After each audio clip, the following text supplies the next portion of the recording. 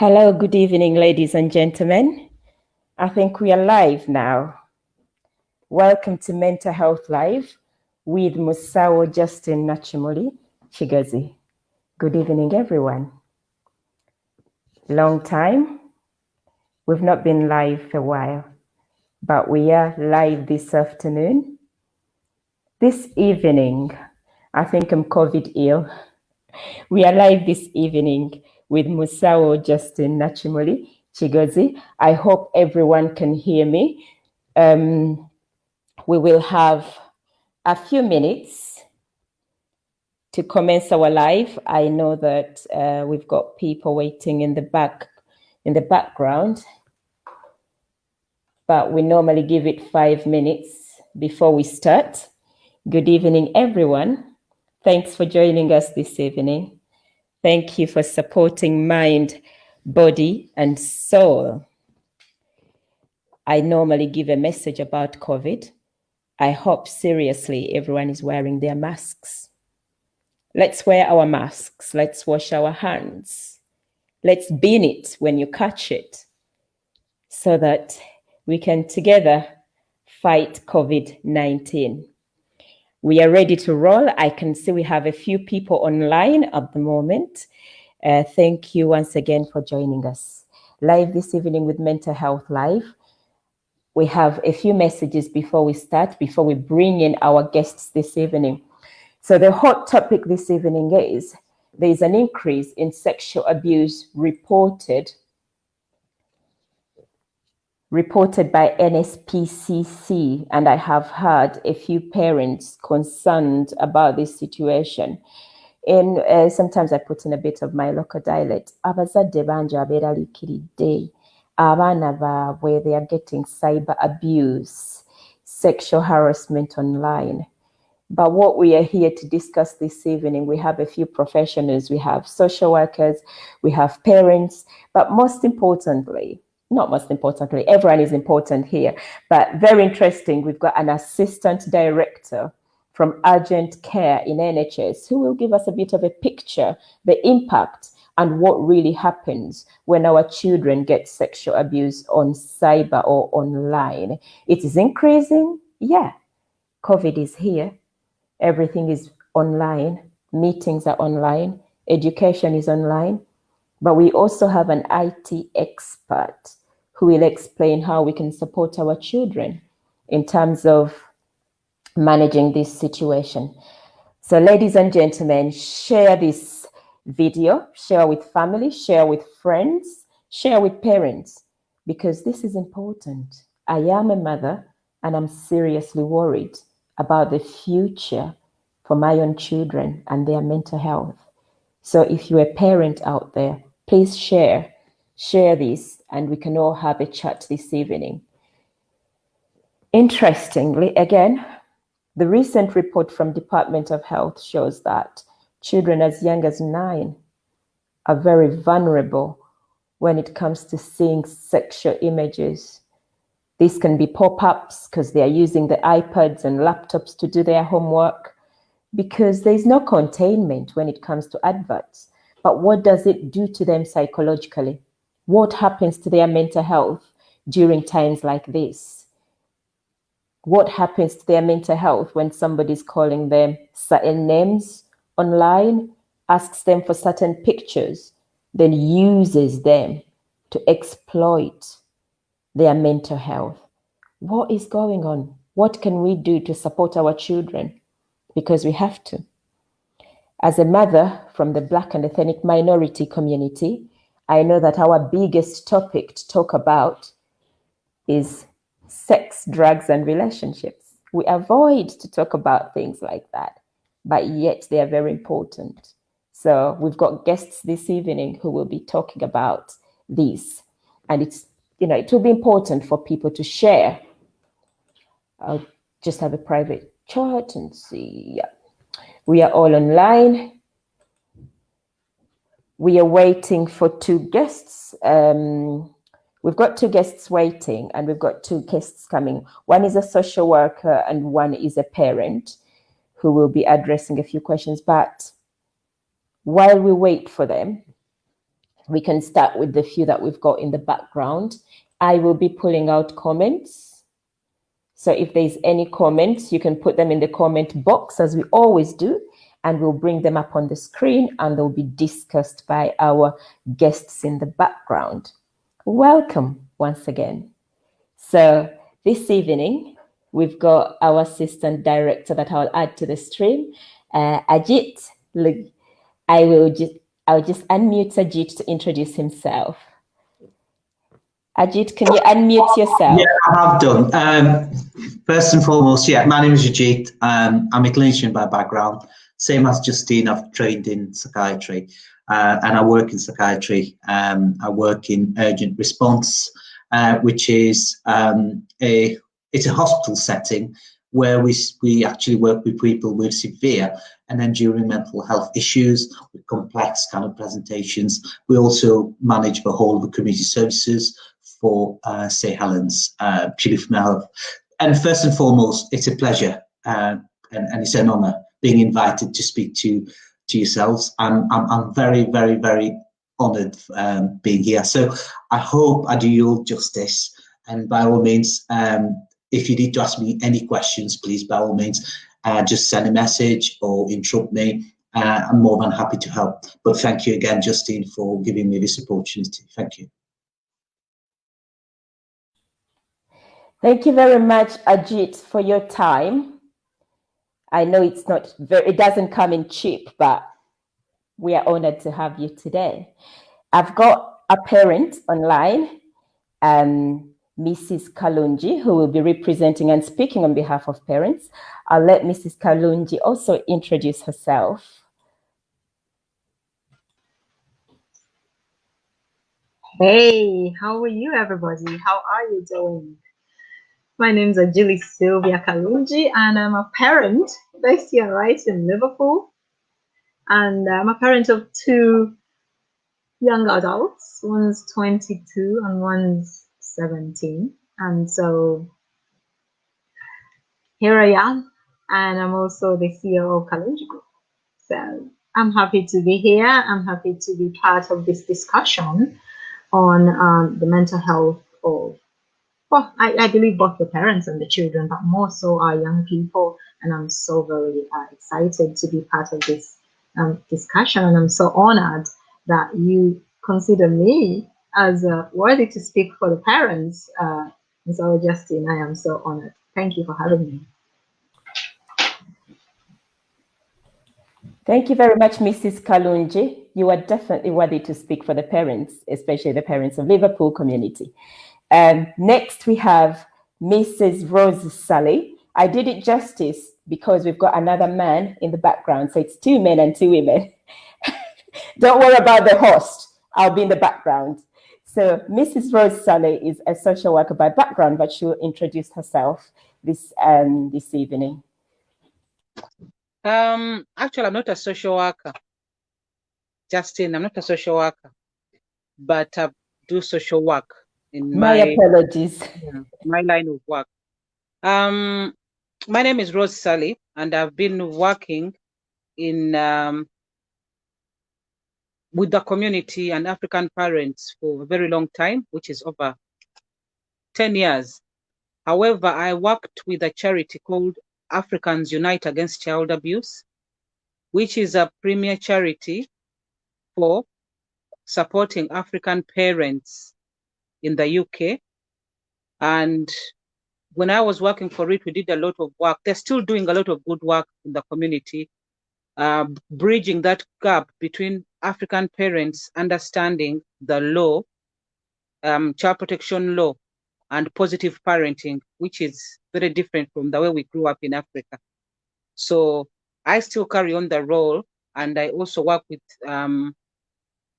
parents around harmful practices, supporting parents to understand harmful practices. So thank you so much, Justine, for inviting me as well. Thank you very much, Mrs. Sally. We can see that everybody has a valid reasons to be here. And lastly, can I introduce Mr. Michael Okello, who is an IT specialist. I might get it wrong again, but I'm sure he'll make it right when he comes through. So I'll introduce Michael this afternoon. Yeah, good afternoon, Justina. Thank you for inviting me. My name is Michael Kello, and I'm an IT consultant, and I'm here to kind of like help and advise parents, being a parent myself, about the dangers with children on the internet. And not only that, also to advise around internet security and cyber, when you talk about cyberbullying and what protection is out there and actually what is not out there in regards to legislation by the government.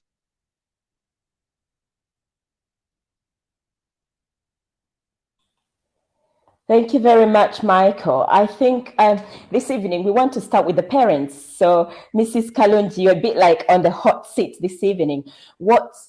I just said in a brief earlier on that the NSPC has just released this document that there's an increase not only in cyber abuse, but what is worrying, in sexual exploitation of young people. So young people are being asked for images, inappropriate images of themselves to share with these people. And this is increasingly causing them a lot of distress. There's an increase apparently in eating disorders, self-harm, psychological disorders. But the picture we want to get this evening, Mrs. Kalunji, is that culturally, we tend to avoid to talk about sex, drugs, and relationships. What do you have to comment in terms of, as a parent, you've got kids who are well, grown up in this area? What do you have to say? I don't want to ask a specific question, but what do you think you can comment on?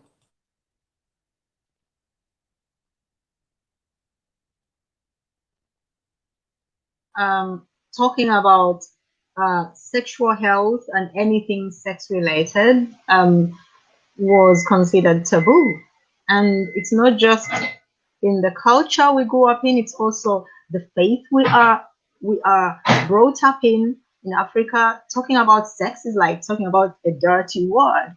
And so with that background, I used to think, if sex is so bad, how come it's the way that we as human beings are brought into this world through an act of sexual intimacy?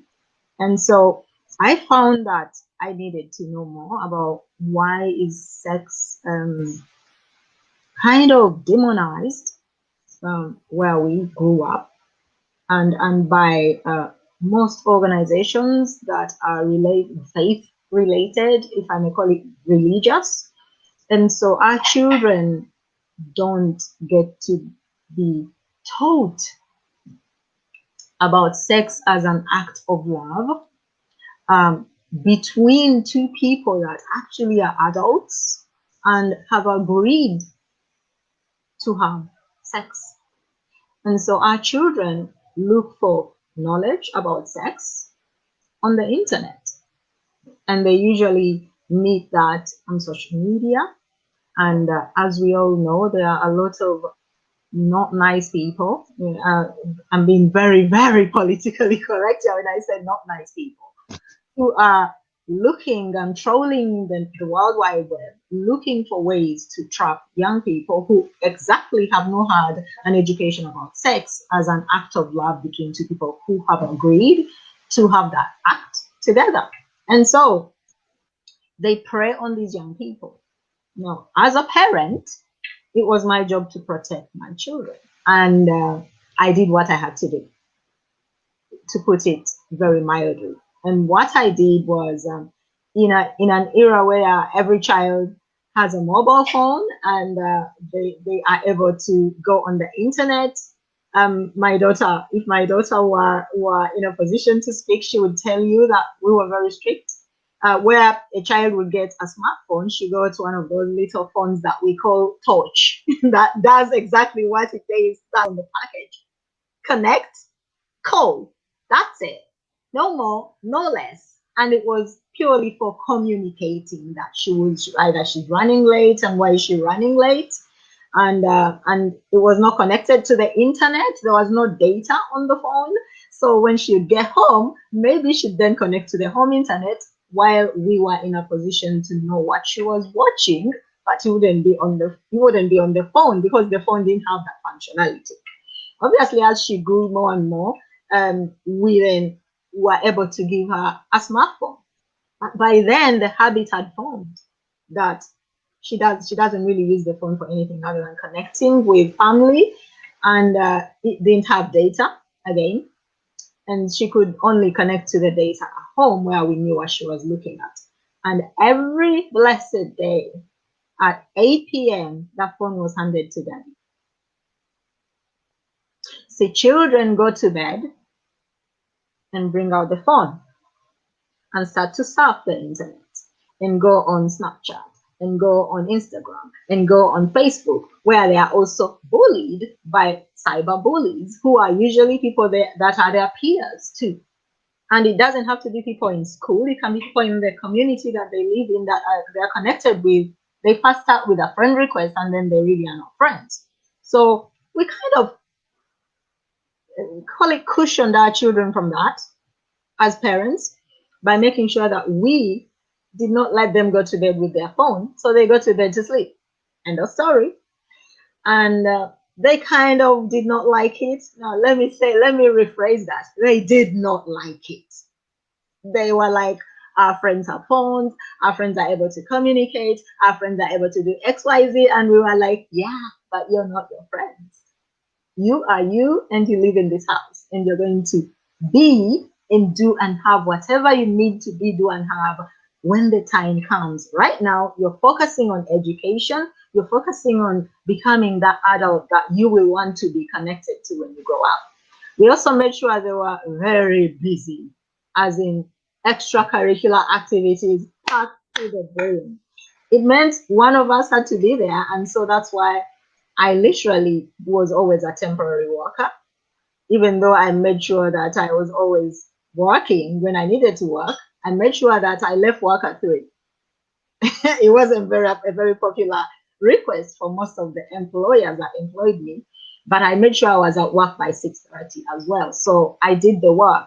But obviously, the manager's like, you're leaving at 3, and everybody is like complaining. And I'm like, I was in for more than 2 hours before they came in. So you need to balance that idea with them.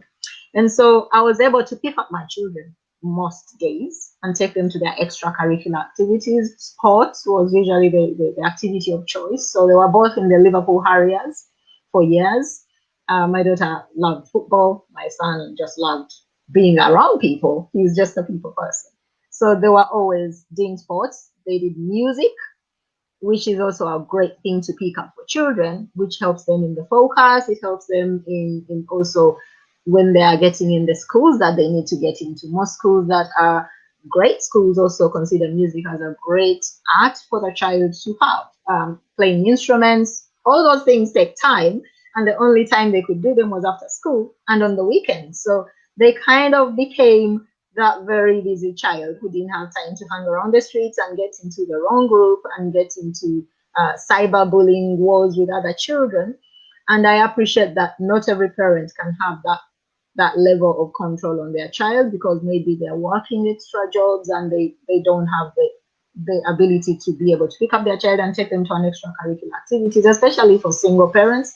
Even couple parents, I appreciate some parents really do have full days as full-time employees. I chose to be a temporary worker, to be there to raise my children and protect them from that kind of sad behavior from other people. And one thing I taught them was to always know that they are worthy of better, and that they should expect the same from others, and they will attract that in their lives. Because if we visit our fears on our children, they didn't know why they were that busy. We didn't tell them we were protecting them from all kinds. We were just telling them, this is great for you. Your future is going to be great. You're going to be getting to the best schools. You're going to do great things with music. You're going to do great things with sports. And so we made it something fun that they would look forward to. They actually bought into that whole package, and that is a blessing, because sometimes selling these things to the children can be a hard thing. So we taught them to appreciate who they are also, and we picked up parts of our culture that we believe they should pick up, and there are some that are not so, that we let go, like calling everybody uncle who is not even related to you, and letting them get close to these men or women is something that we also as Africans need to visit. And it's not just an African thing, but Africans really we have that thing. We call everybody uncle and everybody auntie, and it's a sign of respect. But these not so good people take advantage of that auntie uncle relationship and try to take it to a whole different direction that a child should not be going through when they're a child. So we taught them to understand that, yeah, uncle is just a word. They're not your uncle, and if they say anything that they shouldn't be saying to you, they definitely are not your uncle, and you should be running very fast. And so they kind of respected that even though we say uncle and auntie, it's just really a sign of respect and nothing more than that. You're not related to this person, and they should not take any liberty with you or your life or your body.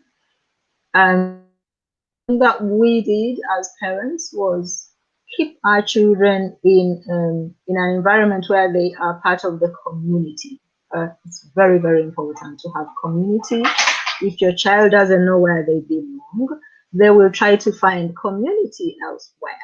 So, and usually it's in the cyberspace where people who are not, I don't know what you would call it, Musawo, is it a mental health? I don't know if it's a mental problem, but definitely they pretend that there's this community you would be part of, and they make vulnerable children think this is going to be where they will be accepted, where they will be treated like they are normal human beings with normal wants and needs. But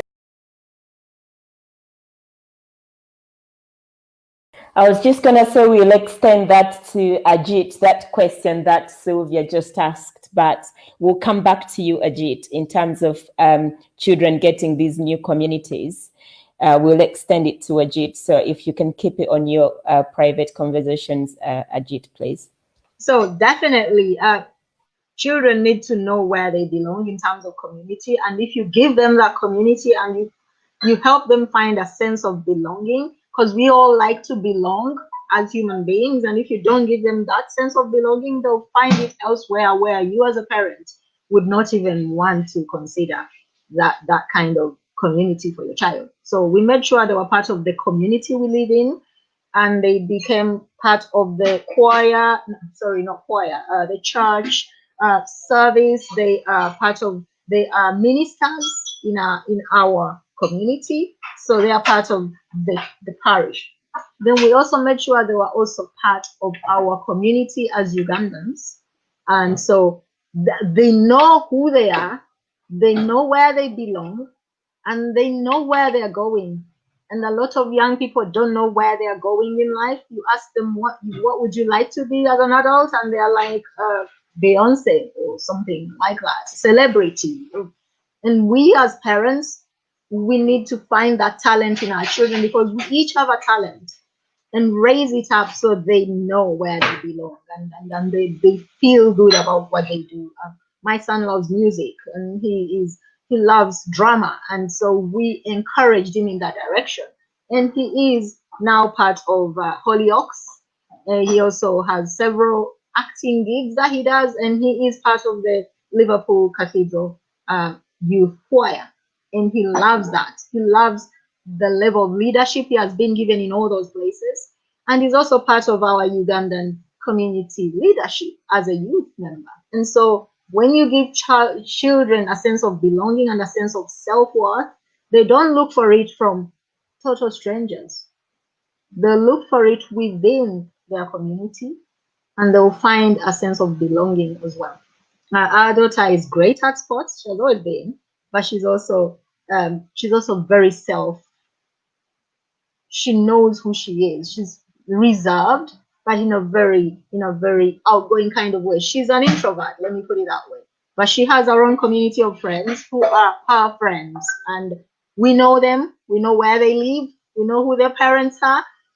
And because we made it a point to know who do our children hang out with. Because if you don't know, then it will hit you like a ton of bricks when you find out that who your children were hanging out with is a bully, a child molester, or all kinds of craziness, drug dealer, you name it. And so as parents, we just want to know. We are very nosy parents, if you take it that way. Thank you very much, Mrs. K. I think I don't even have anything else to ask you because you've asked the second question, you've asked the third question. So you have just cleared it all. Thank you very much. You can stay online for us because you're a representative of parents.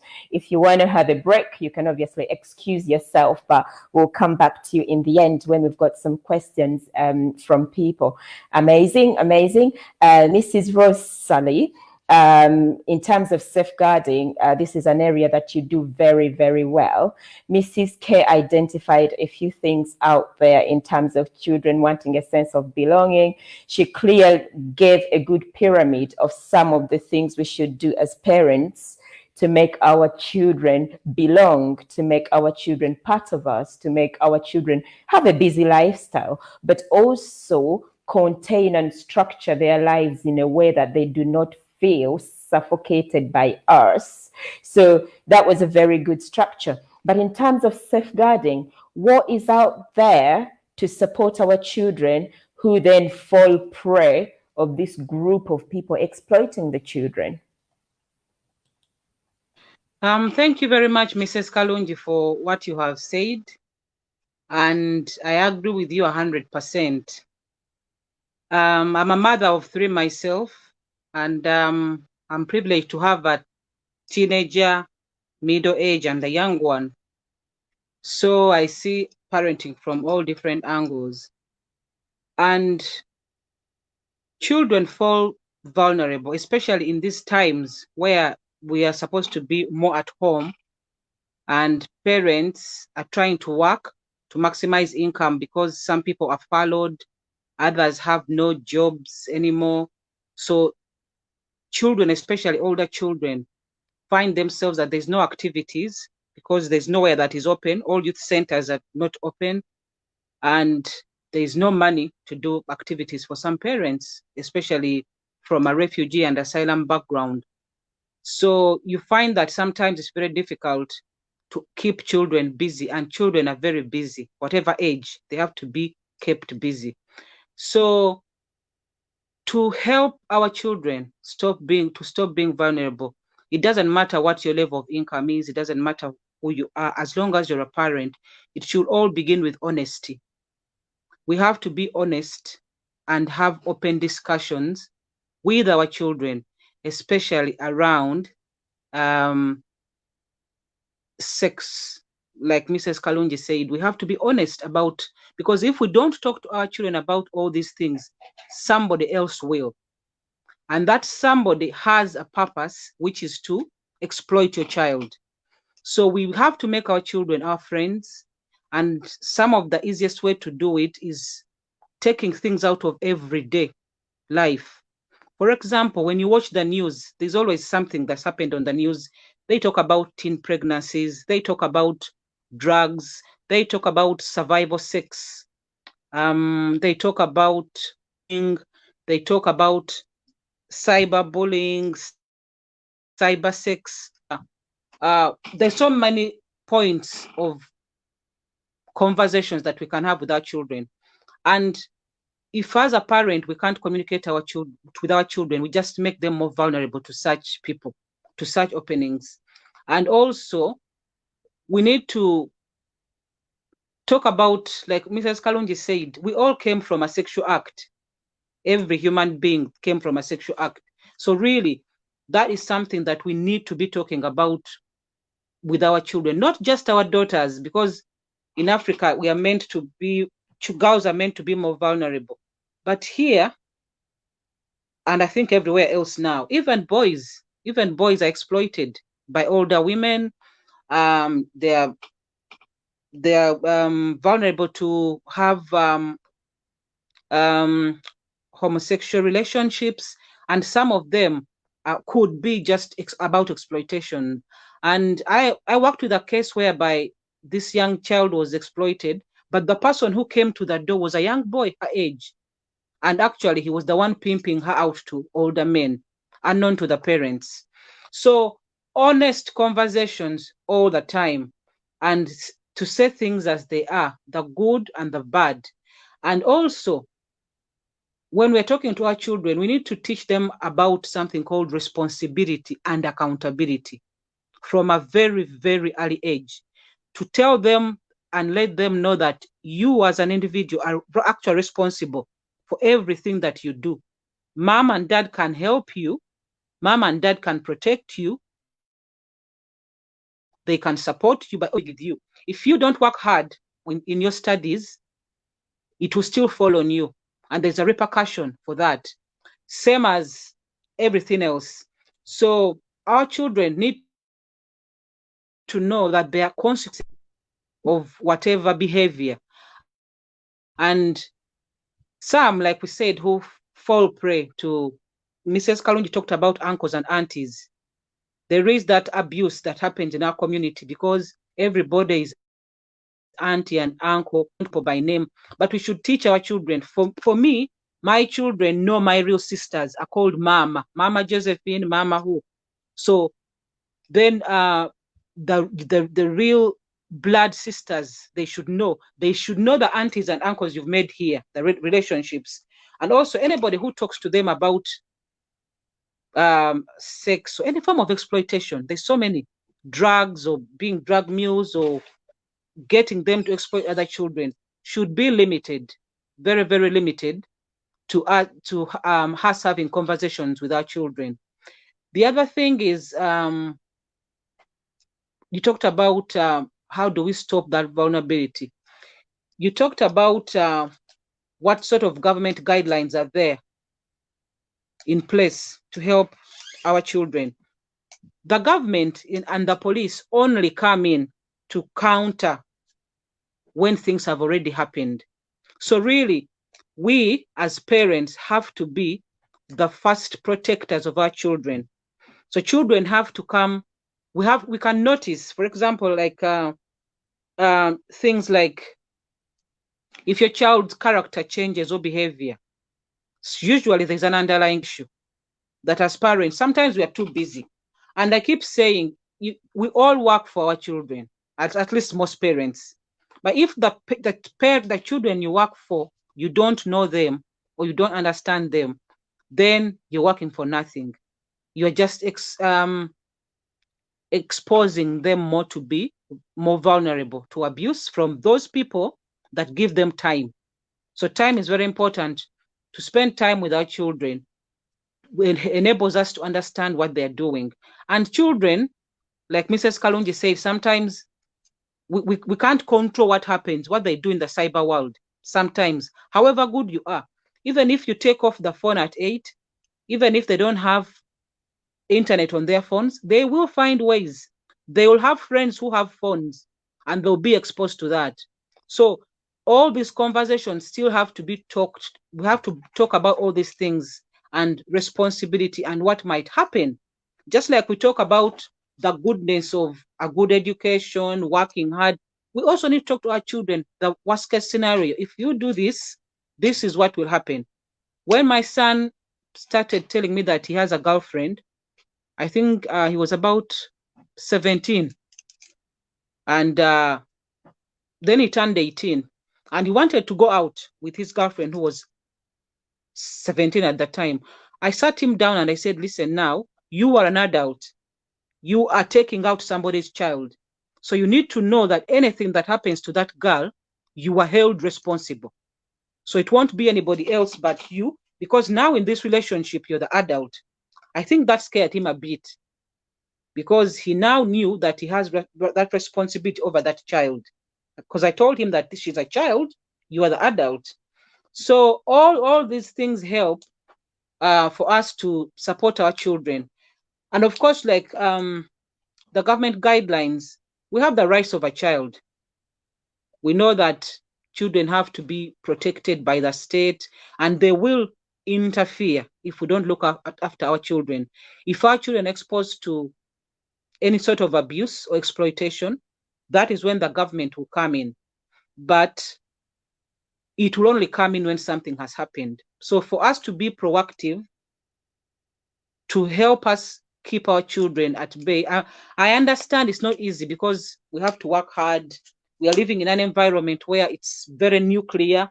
In Africa, we come from extended families where somebody else can help you raise your children, which we don't have here, but we still have to try and create relationships where our children can be able to interact. And like Mrs. Kalonji said, keep them busy. If we keep our children busy, if we give them time, if we communicate and we are honest, because as parents, we don't know everything.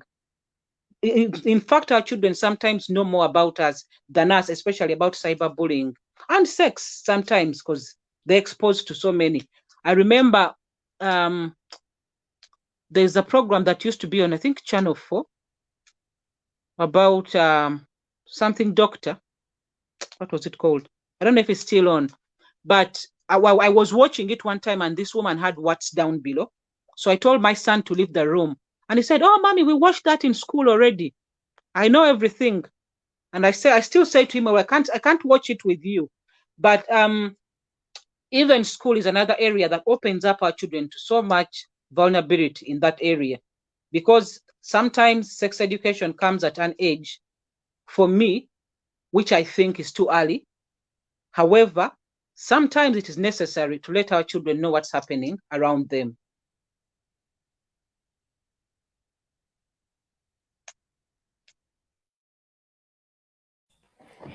Thank you, Mrs. Sally. That is very clear in terms of what we have to do. I think what we need to think about coming back at the back of this conversation is what safeguards parents can put in place to help us combat this vulnerability. That will be to you.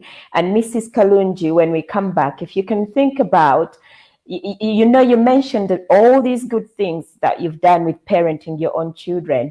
I want to understand the starting point. At what point do you start this conversation?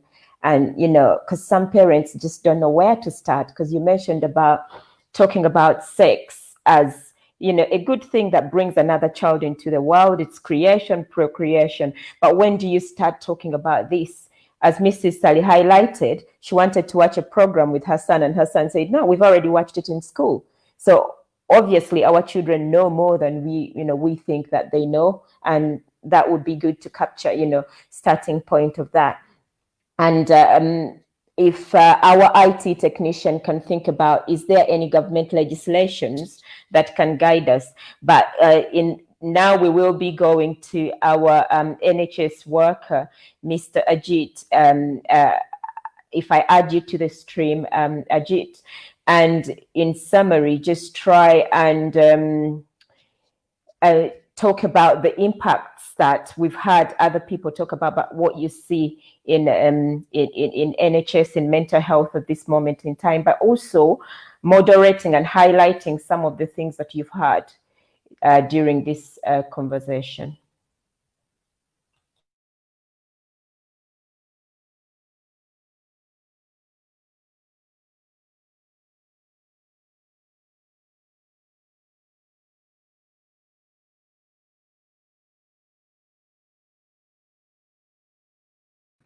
Sorry, I forgot to unmute. Are you able to unmute yourself? I have done. Sorry. Yes, I think it's been really interesting listening to the last two speakers, and to be honest with you, I'm really impressed with the dedication and the level of thought they have given to bringing up their children, and it's. I mean, to be honest, yeah, it's fabulous. I'm so humbled by what I've heard from these two speakers. So thank you very much for that. Where I'm coming, I suppose, with my background in mental health, and also with what I do in my daily working life, I'd like us to have a greater focus on those children that are vulnerable. I mean, when I say vulnerable, it's due to social circumstances such as poverty. I think both speakers have touched on that. And also there may be parental neglect and also domestic violence that's present in the household. And also you can think about things like substance misuse. That's something we come across quite a lot in what I do every day. That leads to somewhat lack of parental supervision. And also another big area, I suppose, that we need to look at, that's very, it happens quite a lot in young people's lives. And I'm sure Rose will have had experience of that, is adjustment disorders, such as, a child could lose a member of their family, they could lose grandparents, they could lose a mom, they could lose dad, and that makes them vulnerable in many respects, because any kind of loss would give someone some form of psychological difficulty. So once that happens, what we can see is if they are in cyberspace, they're likely to encounter bullying, and the effects on them would be around they may feel isolated, because bullying, as we all know, will in some ways affect their ability to socialize with others, their self-confidence, their self-image. So that can lead to anxiety, that can lead to depression. And also, one of the aspects that we don't talk enough about, but it's very, very real, is a lot of children that are being bullied, they can come to you with the manifestations of a physical health problem, such as stomach aches, such as headaches, such as pains. I mean, I'm seeing a lot of nods from people, and clearly that's something that you've come across it. And let's not forget, bullying is also quite humiliating to people, because when someone's being bullied, it's something that's very personal to them. It's something that maybe they've been bullied because maybe their mom and dad are of an ethnic minority, and people are picking on that and making fun of them. So that's deeply, deeply humiliating to that child. And that could also lead that child to be more angry, more vengeful. And so it's quite a complex kind of issue we're looking at about cyberbullying. But one of the things that really interests me, and that's why when Justine asked me to come on this forum and speak, I said, yes, absolutely, I'd love to do that, is we live in I mean, personally, when I was growing up, there was no such thing as the internet, and there was no such thing as cyberspace or Facebook. So I think the world that our children, or my son, who is 23 now, has grown up is a very, very different world to what I knew. And I suppose one of the things we need to ask ourselves is, how have these changes that's happening in the world we live in have changed how we live, how we work, and how we interact with each other? And where do we fit in that new world? And we're talking, one of the things we're all from a BAME kind of background. So what's the impact of this cyber world on culture, in particular our culture? And I'm glad both of the first speakers did speak a lot more eloquently than I can ever do about culture, about how that impacts on children and their development. And also, one of the things we need to consider is, in cyberspace, I'm sure one of the people that's doing the IT expert would be able to tell you more about it than I can. But let's remember that someone online can be anybody. They can pretend to be anybody. They can pretend to be any sex. They can pretend to be any age. In fact, they can pretend to be your best friend. They'll have the same hobbies as you. They have the same kind of favorite band as yourself. So it does get somewhat quite sinister. And like the other lady said, the first speaker, she said something about that struck some a string with me. The fact that children want to go to bed with their phones. Why? Because that's how people are connecting to each other. Because we socialize now throughout the media. We also access music throughout this internet. We also access games, music, movies, everything through that.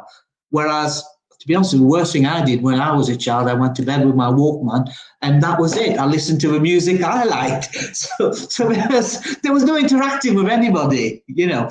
I mean, maybe I was listening to terrible taste in music, but never mind. It only affected me, not my mother, not anybody else.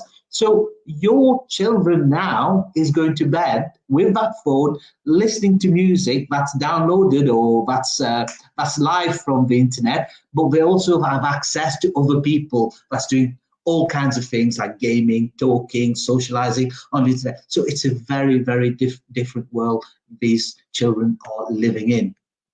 So imagine yourself, imagine someone that's I suppose one of the things I told you a little bit about the impact on somebody's mental health. I mean, if you look at anxiety and depression, I mean, we're all very familiar with that. But also in children, because they're developing, if you have anxiety and depression early on in your development, the likelihood is you're going to carry that in adulthood. So once you carry that sort of issue in adulthood, the likelihood is how you're going to interact with other adults, how you're going to compete in an adult world, how you're going to compete at work with other people that you feel are slightly more adjusted, slightly more confident, slightly they feel they look better than you, they feel better than you, they had a better life than you. So I think what I'm trying to say is cyberbullying is something that, yes, that's very serious, but also from a mental health perspective, from a psychological perspective, we need to address it quickly and identify it quickly. But how do you know someone's being cyberbullied? That's a big question, because like I said before, one of the taboo subjects is something I wrote in one of my notes. Are children from a BAME community or BAME background more likely to be isolated? Are they more likely to fall prey to bullies? And children, believe it or not, they're extremely loyal to us as parents. Sometimes they may be bullied because the way I look, because I've dropped him off at school, came down the road, seeing what I look like, and they'll be saying to your children, oh, your parents are such and such and such. And the humiliation of that, they may not want to share that with you because they don't want to hurt you. They don't want to hurt your feelings. They carry that with them, but that happens at a cost. Also, what we tend to see in services we manage in terms of mental health services is the more extreme end. Like I said, you have children that are living in households where they don't have parenting like these two wonderful ladies have described, unfortunately, because that would be the ultimate. That'd be, yeah, this is what we want. But sadly, because parents are probably using alcohol and drugs, so there is that, that sort of neglect. That's not only physical, but it's psychological as well. So you got this issue, and there's this terrible issue of domestic violence in the household. Children witness it. Not only they witness it, but that gives them extreme anxiety. So they feel frightened in their own homes. So they can't speak to that parent. So you can imagine that you add these circumstances together. What do you get is a child that's looking for someone to say to them, "Look, it's okay. It's okay. I'm your friend. I'll make everything all right. I know what you're going through." So that child will be twice likely to be vulnerable to someone that's preying on them online, because they don't have others like you actually keeping an eye on them, saying to them, actually, who are you talking to? I'll have that phone off you. Like you said before, you said, I'll have that phone at 8 o'clock, that's it. That phone's coming with me. No discussion. I need that phone. But they're not getting that level of support they need. So it's a very difficult subject. And it's something that's, with COVID-19, let's be honest, children are even doing classes now online. My nephew, I think he's 12 years old now. He goes to a private school in London, near London, and most of his coursework happens online. And in fact, I would say maybe 90% of his socialization happens online. And I don't think my sister has a clue as to, I know she knows he's speaking to his friends, but something about. Yeah, exactly. So it's a different world. What do we do about that? And I think we need to get it back to the basics. For me, it's about parents like yourself. If your children come home and be different, you know they're normal, what's normal for them. If they come home, they're more angry than normal, they feel a bit anxious, or they're isolating themselves, or they start dressing different, or their pattern of using that phone changes. It's little telltale signs that you need to look at and have this, I think you both said that, have this open and honest conversation with them. I think I've said enough, so any questions from anyone?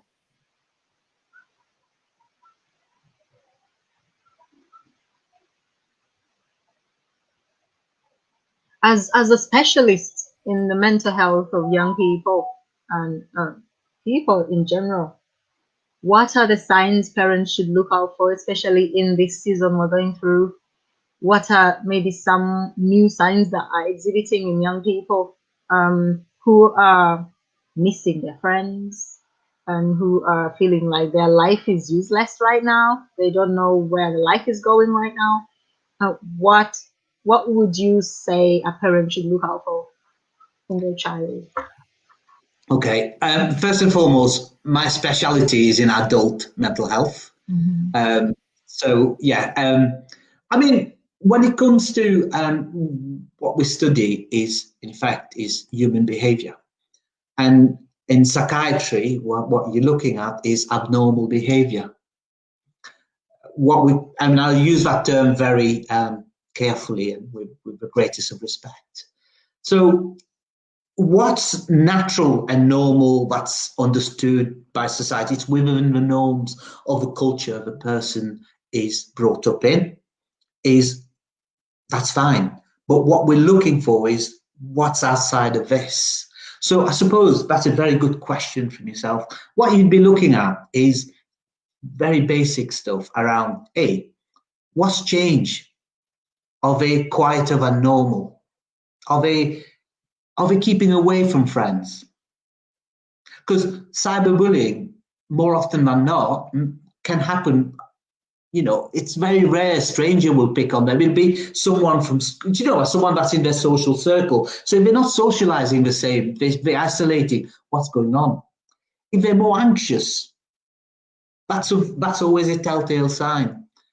Are they getting depressed? I mean, we all understand. I mean, you just make an assumption you understand. Depression would be, what's their appetite like? Maybe, that child loves coming home and loves eating and then goes to bed, on time and up early. But if that child is eating less, having difficulty sleeping, having difficulty waking up, not motivated to go out and play, not motivated to study, not motivated to have a shower.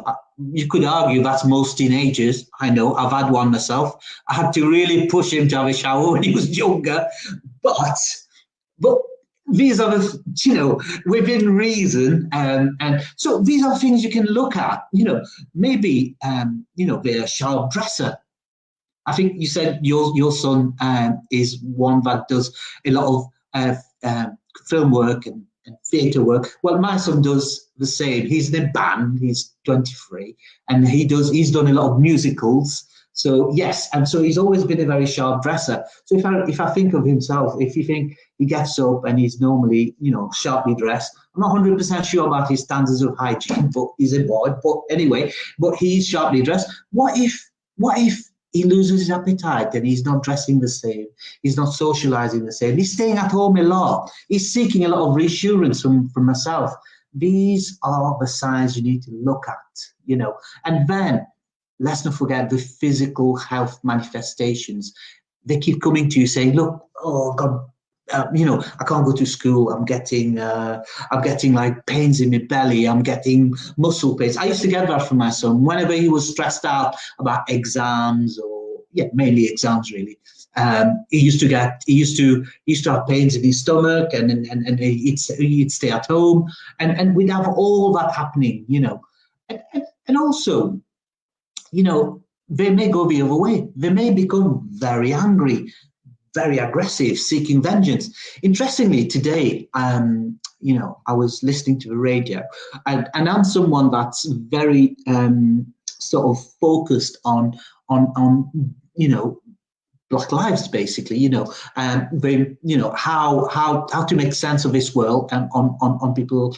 On people like ourselves. And one of the things that I heard on the radio was really amazing. You probably heard about Lewis Hamilton.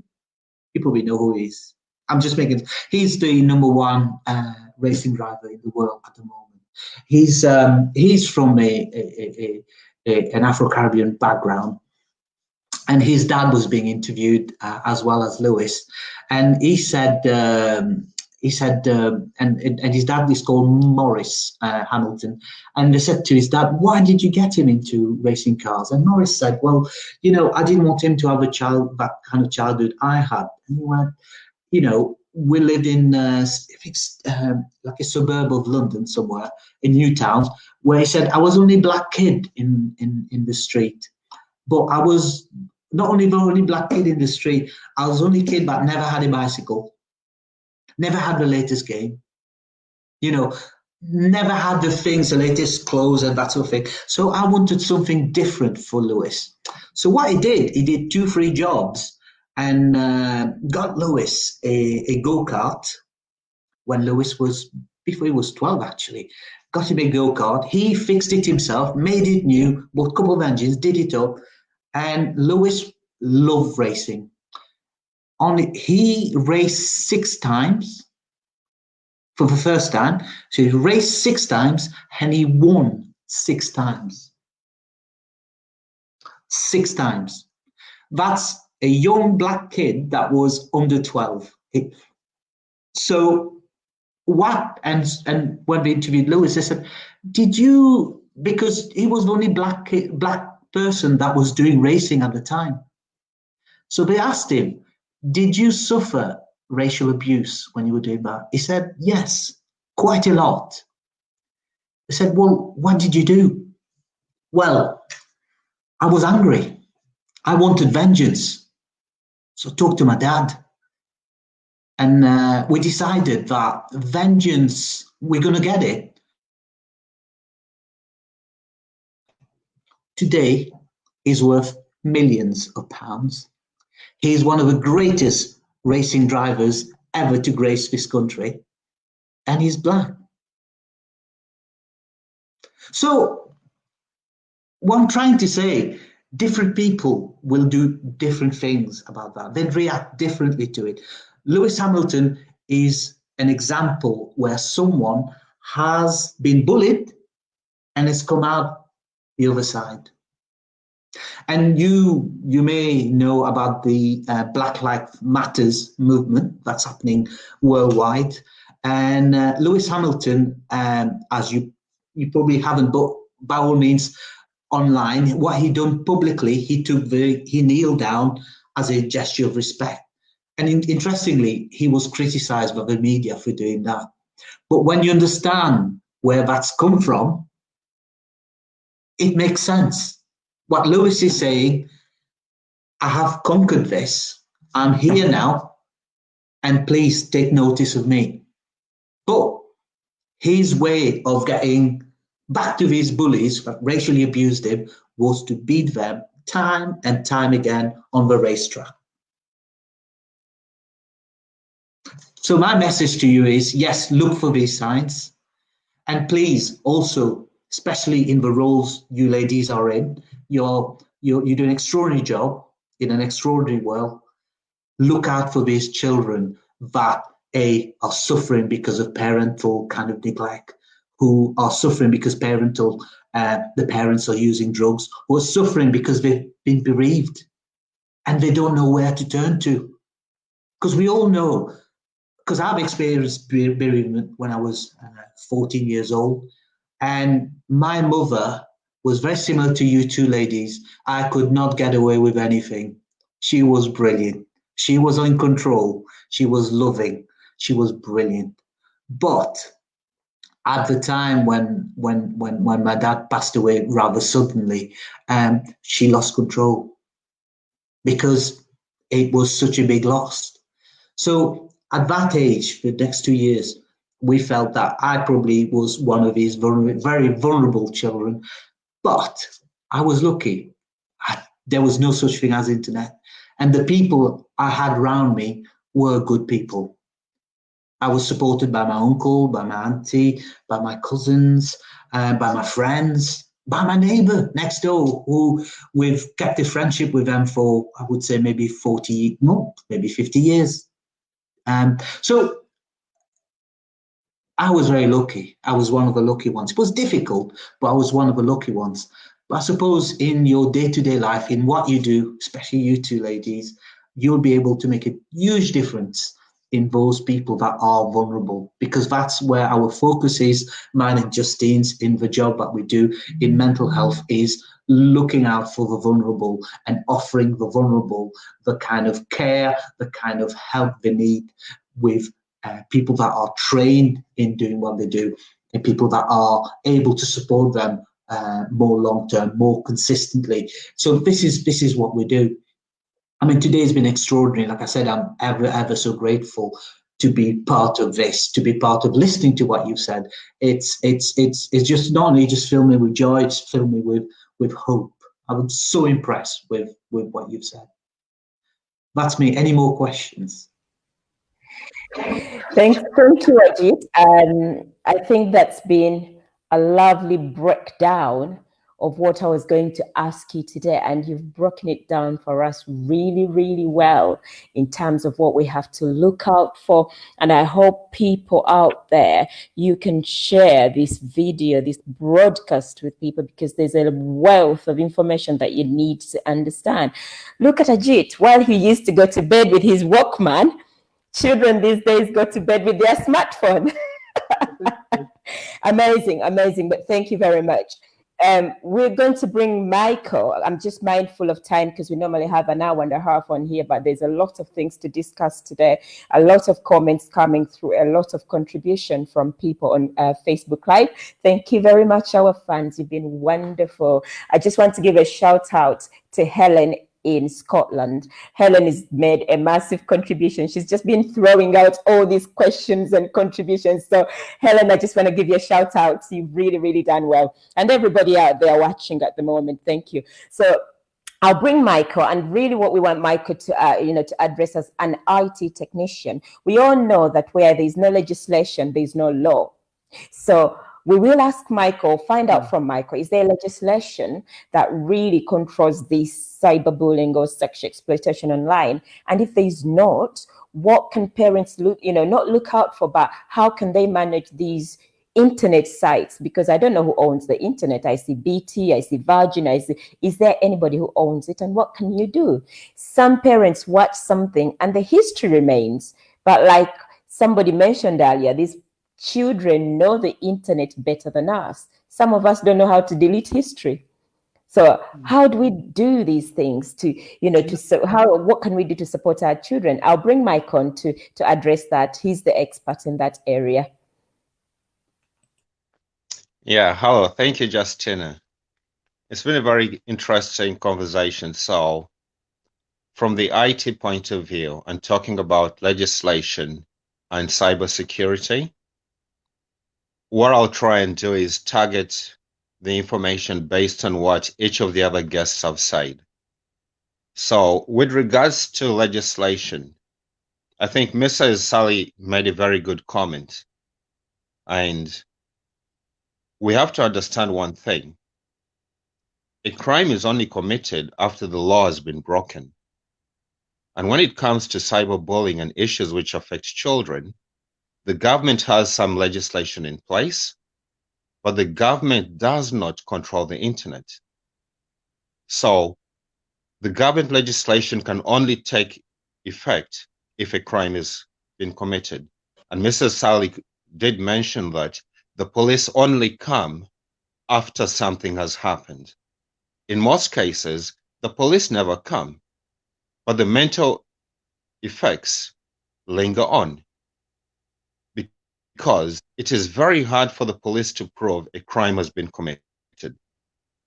Now, for the government's point of view, the government has legislation in place, but who owns the internet? When your child goes to Snapchat, the government cannot legislate against Snapchat. When your child goes to Facebook, your government cannot legislate against Facebook. I call it Fakebook for one particular reason. Fakebook exists because people are not real. People are not real on Facebook. Now, the government cannot force people to be real on Facebook because Fakebook, that is not their business model. They will lose customers if they have to verify their identity. Now, we parents as well, what Dr. Ajit spoke about parental neglect. It happens when you're unaware. Facebook follows the legislation of the government which says no one under the age of 13 should log on and have an account. But you, the parent, go out there because your child wants to fit in. You open them an account. Now, how does the government legislate against that? Business model of all the social media sites is to have as many users as possible. The governments cannot legislate against that because different countries have different legislation. The onus then comes back to the parent. And the legislation does not cover the after effects of mental illness on children and adults as well. This is something new the government's trying to get their hands on. So the advice to parents, because this show is more like targeted towards parents, not against the government or the social media sites. The advice for parents is, as Mrs. Sally said, you have to have some parental guidance in place for your children when it comes to using social media sites. You have to talk to them. You have to be aware. Now, as a parent, sometimes the children know this more than us. And we do not want to invest in little things like antivirus, internet security. But when you consider the cost would only be maybe £10 a month, it would be worth doing that to protect your children. If you don't want to do that, do what Mrs. Kalunji said. Structure is very important. You need structure in real life, but online you need structure as well.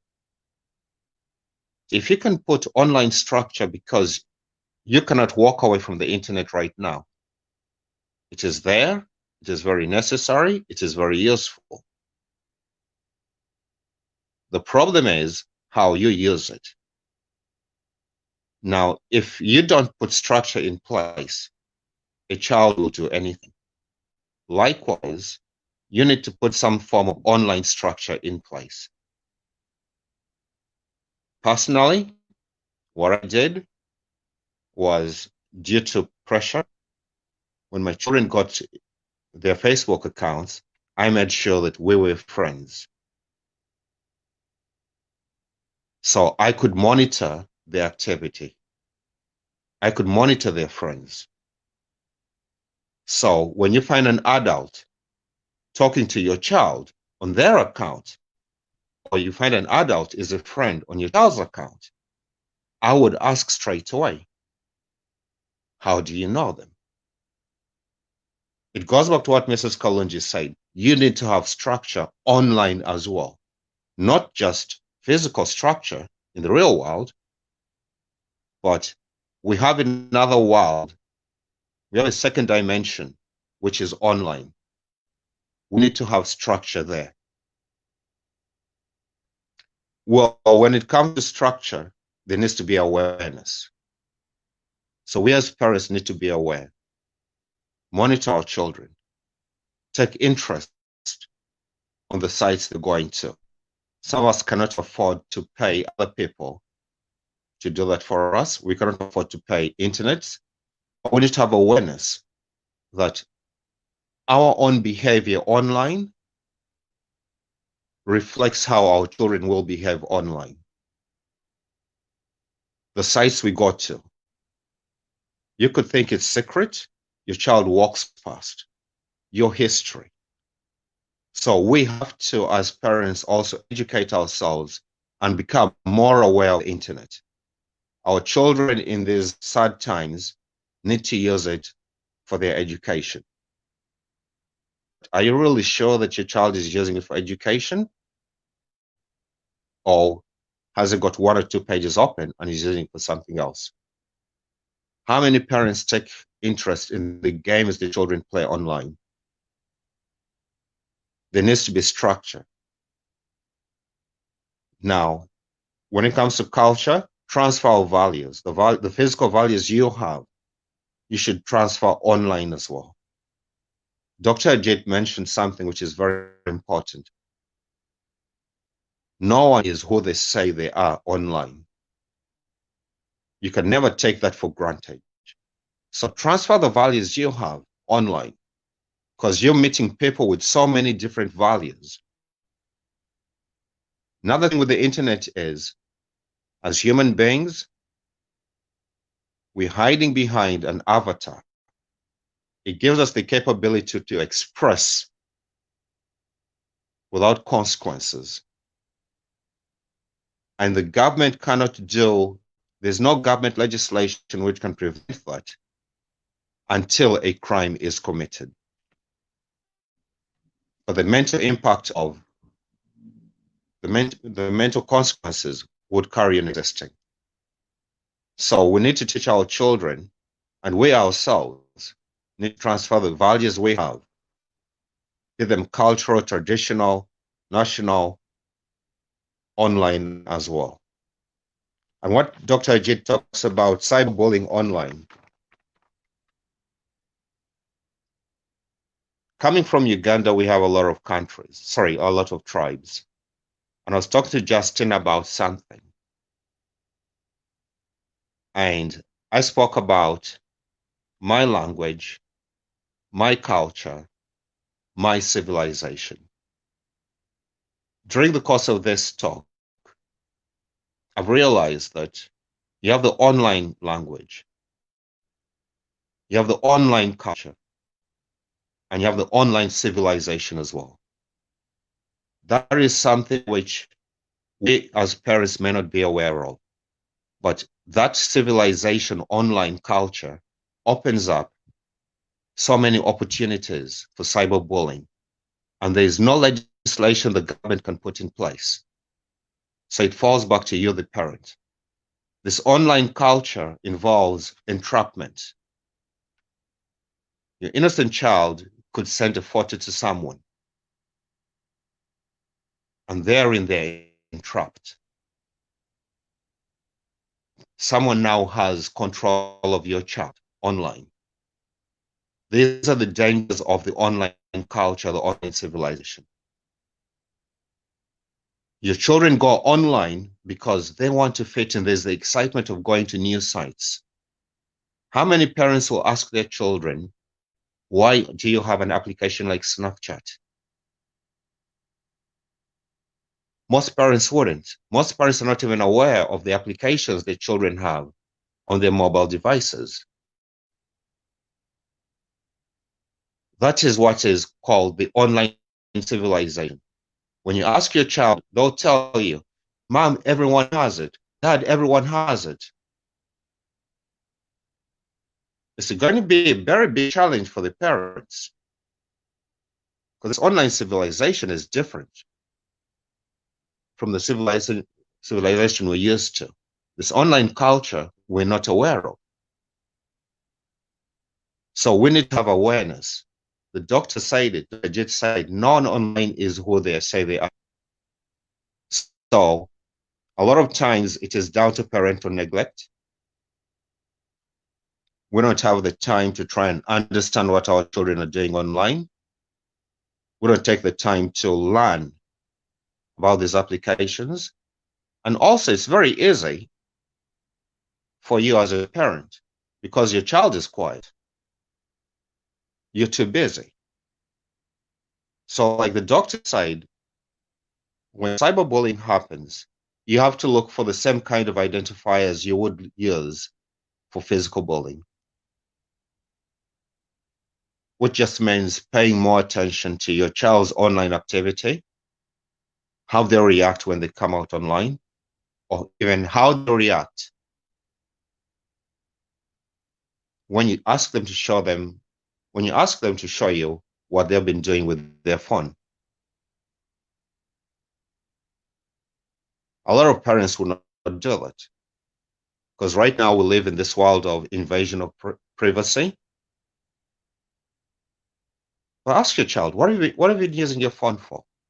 Let me see what you've been doing. Personally, my young son has a phone and it's linked to my phone. And when he turned 13, I still have the link. So when he installs anything on his phone, I get an email notification. And when he asked me, Dad, is it still necessary to have that family link? I told him, well, you're not doing anything wrong, are you? His reply was no. And was, well, then let it stay on. So I know what you're doing because I pay for your phone bill. So it still stays on. I still know what he does. Because we cannot rely on legislation provided by the government. What Mrs. Sally said is very, very important. Police only come when a crime has been committed. What Mrs. Kalunji says about structure, we need to apply online. Limit the amount of screen time your child has every day. Limit the amount of time they spend online.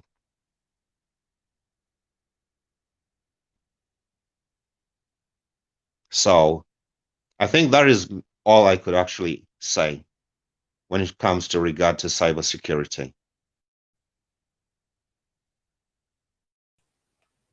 Wow, thank you, Mike. Sorry, thank you, Michael, for that contribution. It's been wonderful. It's well broken down. It is amazing. It's an eye opener. I'm going to ask any of our panelists, if you have something to say, to unmute, please, and contribute.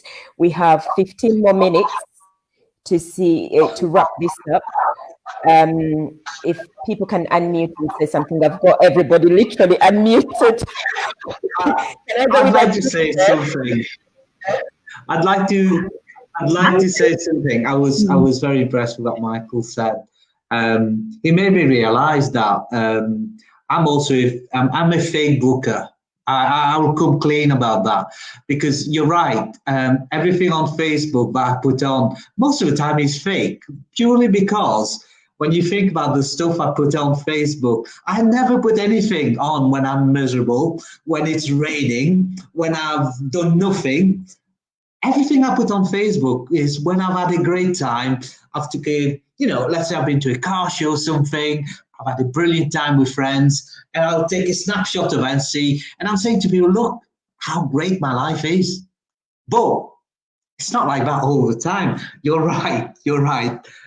Facebook is fake book. It's brilliant. And I must say, Michael, I've really enjoyed what you've said. And I think I'm particularly impressed with what you said about, control, what you've done with your son's phone. I think that's a brave move, but it helps you be an expert in IT to do that. I'm not. So yeah, that's really good. One last thing I was going to say, I've just remembered as I was talking to you. When my son was young, where we live, it's mainly in terms of diversity, it doesn't exist. In fact, when I was young in this town, when I used to go out, and I'd be the only person, shall we say, that's different going out. So I used to think, how do I instill a sense of, a balance in my son's life growing up? And I understood from an early age that he loved music. He lived for music. He absolutely loved music. I used to say to him, when you look at great musicians, right? Who's the greatest guitar player? You'd say, well, Jimi Hendrix. There you go. Who's the greatest rock and roller? Well, Little Richard. There you go. Who's the king of pop? Well, Dad, it's Michael Jackson. There you go. Who's the king of funk? Well, Dad, it's James Brown. And, and for me, that was the kind of connection, the kind of vehicle I needed to get him to get a balance that, these, and to be honest, I stand by this. These were the great, who's the greatest jazz man in the whole world? Miles Davis. And all of you, what have these people got in common? And Uganda has also got a great singer-songwriter at the moment. I probably mispronounced his name, but I have bought him on vinyl. That just goes to show how great he is Michael Kinuake, whose album, please, if you haven't listened to it, please listen to him. He's fabulous. He's absolutely fabulous. In fact, he's more successful in America than he is in this country. I came across him because his song was used in a Mercedes advert. It was stunning. His writing is brilliant. So when it comes to your children, I mean, that worked for Sam. He's into his music and he's proud of his origin, shall we say. He's proud of being who he is. He's comfortable with that. And it's about looking up, like Lewis Hamilton, people like that. People can do great things. And it's regardless of race, color, anything like that. So if someone's having a tough time, say to them, look into the community, look around you. Who has done great things? Because there'll never be another Jimi Hendrix. I don't care what anyone says. Everyone else that came after him would be compared to him. They'll all say, oh, he plays guitar just like Jimi Hendrix. There's never going to be another James Brown because he was the king of funk. He was the greatest. In fact, all these people have got something in common. If you realize James Brown and Jimi Hendrix and Little Richard, they belong to a world in 1950s, 60s America where Black people did not have the right to vote. You did not have the right to become successful. No one wanted you to be successful. They became successful in spite of that. You know why? Because they were hugely talented. They were so talented, nothing could stop them. You could even argue Nat King Cole was one of the greatest crooners of the 1950s. In fact, Nat King Cole was so profitable for Capitol Music that they built an empire around him. Despite all the adversity, these people became great, beyond great. Everything was. I always remember Nat King Cole's widow was interviewed, and she said Nat King Cole got his first record deal with Capitol. So first record came out and didn't have his photo of him on the record. Most people listened to it and thought, oh, they didn't know it was a black man singing. And it sold by the millions. It sold. So they became rich. So they bought a house in Beverly Hills. Imagine the shock of the neighbours. Look who's moving in next door. So they had some work done to the house by workmen. And his wife said, you know, they went downstairs in the cellar, whatever they call it, and they'd put racist graffiti there. These people were being paid good money to do work there, and yet they resented it enough to put graffiti there. That didn't stop Nat King Cole. He went on to sell millions and millions of records. I've still got his records. As Christmas time is Nat King Cole time in this house. So I'd like to leave you that message of hope. Thank you. Oh, thank you, Ajit. That's really, really empowering. That is amazing. It's an empowering conversation. For every Ugandan in UK, Ajit wanted to mention a guy called Michael Kiwanuka. Michael Kiwanuka is an amazing songwriter, best voice I've ever heard of, but you're gonna love music to love him. You have to understand soul to love Michael's music, because Michael Kiwanuka's music has a meaning behind it. It's not the likes of Rema Namakula where you just rave, Jose Chameleon where you just, you know, put your hands up in the air. This is music you've got to sit and listen to. It's a bit like Tracy Chapman's music, that kind of world. It's not as provoking as Tracy Chapman, but he is an incredible, incredible young man that's got Ugandan parents. He is amazing. Please, please do listen to him. Absolutely. So anybody who has to unmute to wind up this, we've got Justine, time. I just wanted to mention something, that the time I've worked with parents, it is very good to have discipline. It's very good to have structure. It's very good to have routines. However, sometimes our own parenting as Africans, as Ugandans, the strict level where our children have to lie to us. Because like Dr. Jit said, sometimes your children don't want to hurt you. Yeah. However, sometimes our strictness gets in a way of them being real. So they will tell you things that they want you to hear. When it comes to phones, it's not a good thing that every time they do something, you say, I'm taking your phone. I'm taking this. I'm removing this. So they will find ways of telling lies. They will find ways of putting on what you want to see. So what I want to say to parents is, yes, we should be strict. Yes, we should have discipline.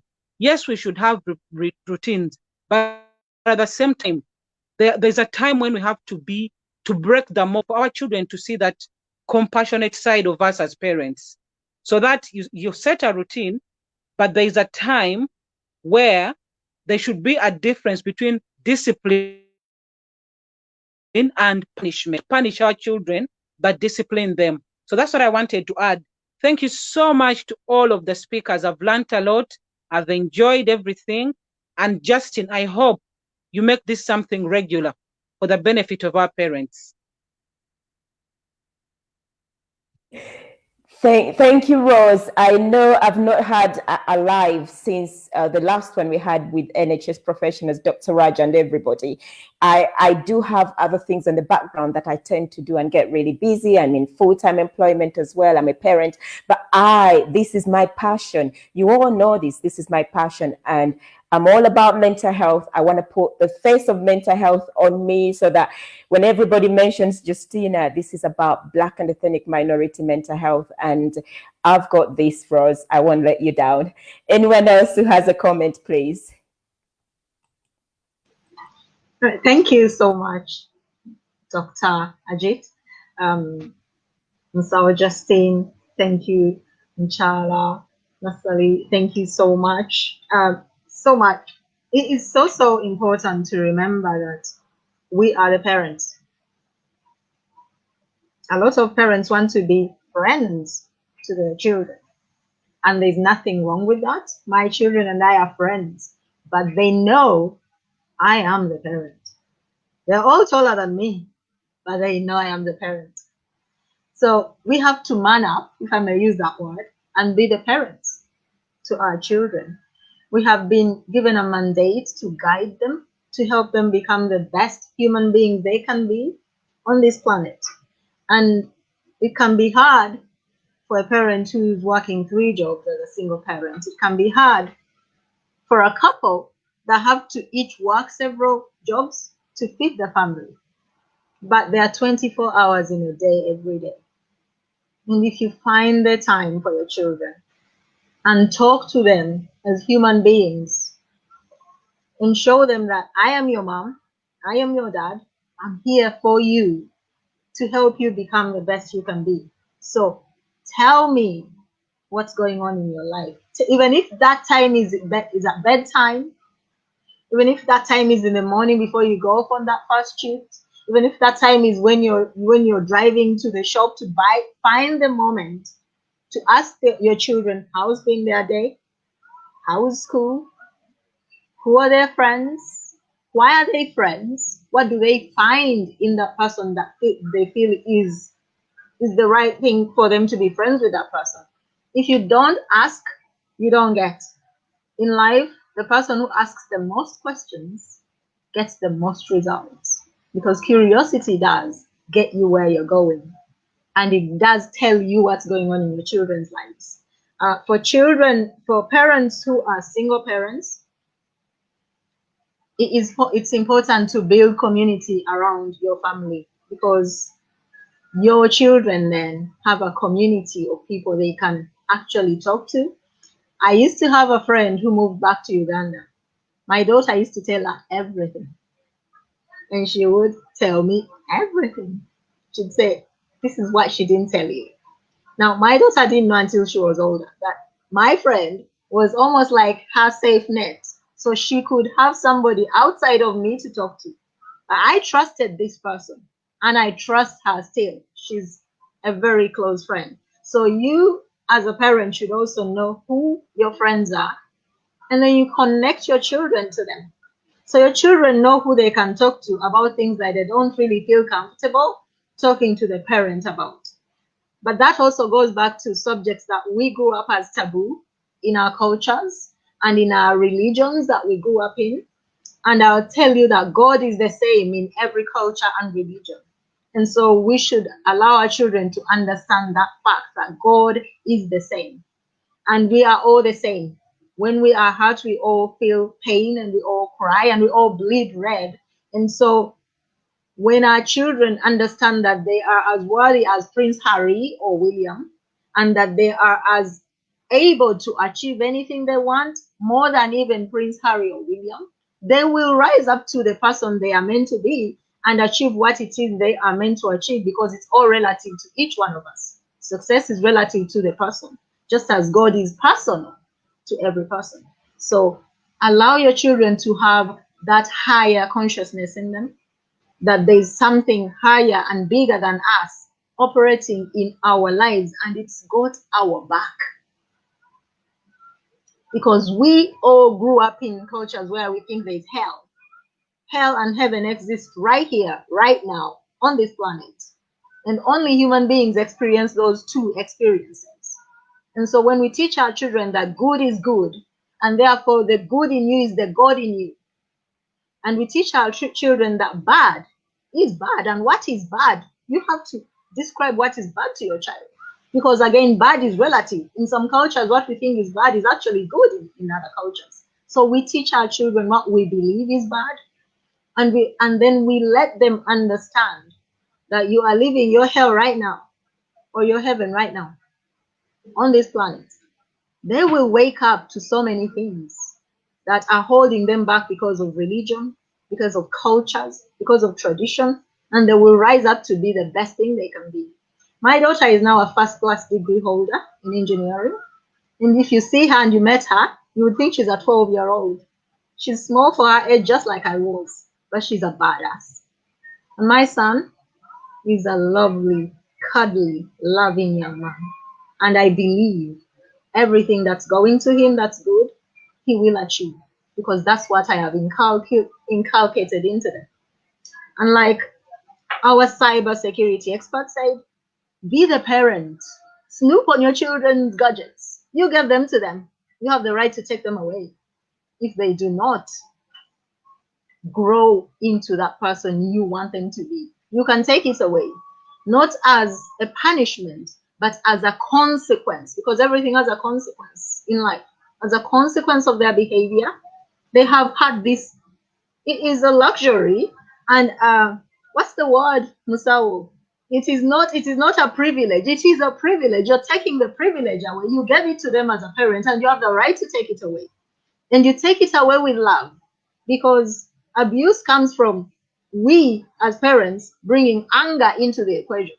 That's when you abuse your child, right? But when you speak with calmness and you say, I'm taking this phone until you do X, Y, Z, and I see that you deserve this phone again, I will give it back. And it's as simple as that. And so thank you so much. Thank you so much to all the panelists.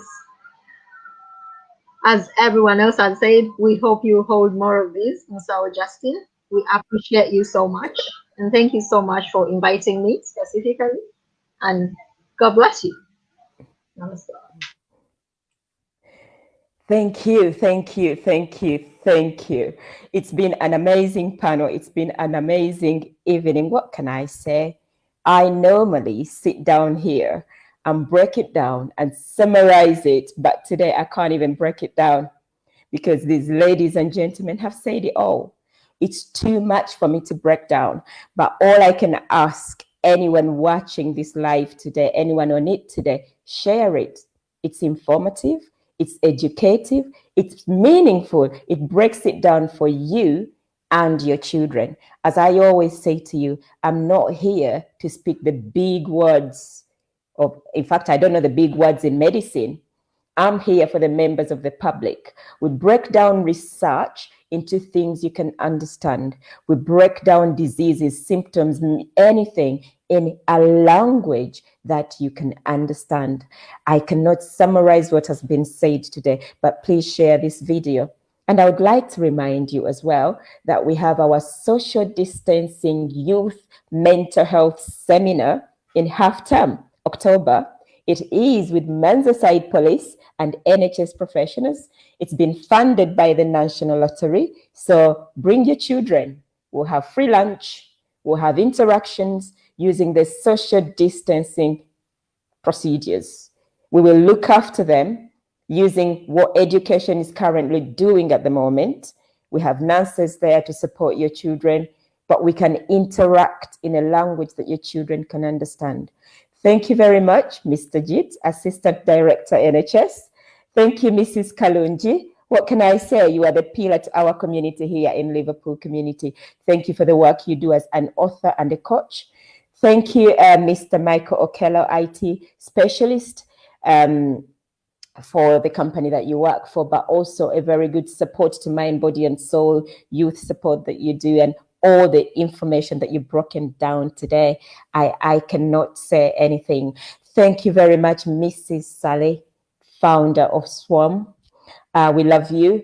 You've been very useful to our Black and ethnic minority, community, domestic violence advice. And I hope that we'll have you more and more on these forums.